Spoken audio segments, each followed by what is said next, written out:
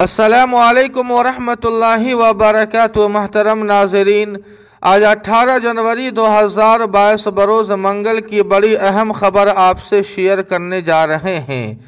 داعیہ اسلام حضرت مولانا کلیم صدیقی صاحب کی حمایت میں آئے بھیم آرمی کے قومی صدر چندر شیکھر آزاد۔ کہا بی جے پی انتخابات جیتنے کے لیے مسلمانوں کو نشانہ بنا رہی ہے۔ جی ہاں ناظرین کرام، آپ کو بتلا دیں کہ بھیم آرمی کے قومی صدر چندر شیکھر آزاد نے کہا کہ بی جے پی کے پاس الیکشن جیتنے کا کوئی مدعا نہیں ہے، وہ انتخابات جیتنے کے لیے مسلمانوں کو نشانہ بنا رہی ہے۔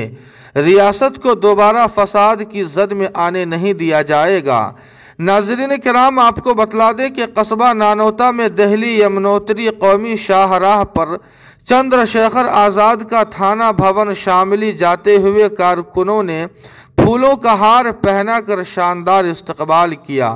چندر شیکھر آزاد نے کہا کہ ریاستی حکومت نے 4.5 سال میں کوئی کام نہیں کیا ہے۔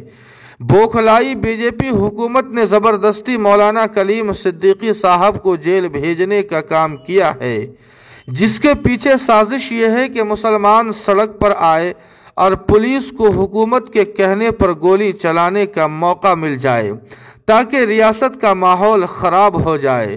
انہوں نے کہا کہ ہم اتر پردیش کو دوبارہ فسادات کی ریاست بننے نہیں دیں گے۔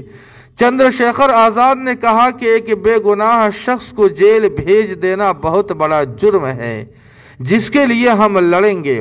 انہوں نے کہا کہ بھارت کا قانون تمام مذاہب کے ماننے والوں کو اپنے مذہب کی تشہیر کرنے کی اجازت دیتا ہے، لیکن بوکھلائی بی جے پی حکومت مذہبی آزادی پر پابندی لگا کر مسلمانوں کو ہراساں کرنا چاہتی ہے، جو ہم ہرگز ایسا ہونے نہیں دیں گے۔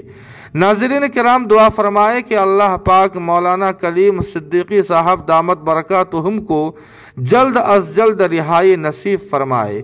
جی ہاں ناظرین کرام، اس خبر کے متعلق آپ کی کیا رائے ہے کمنٹ کر کے ہمیں ضرور بتائیں۔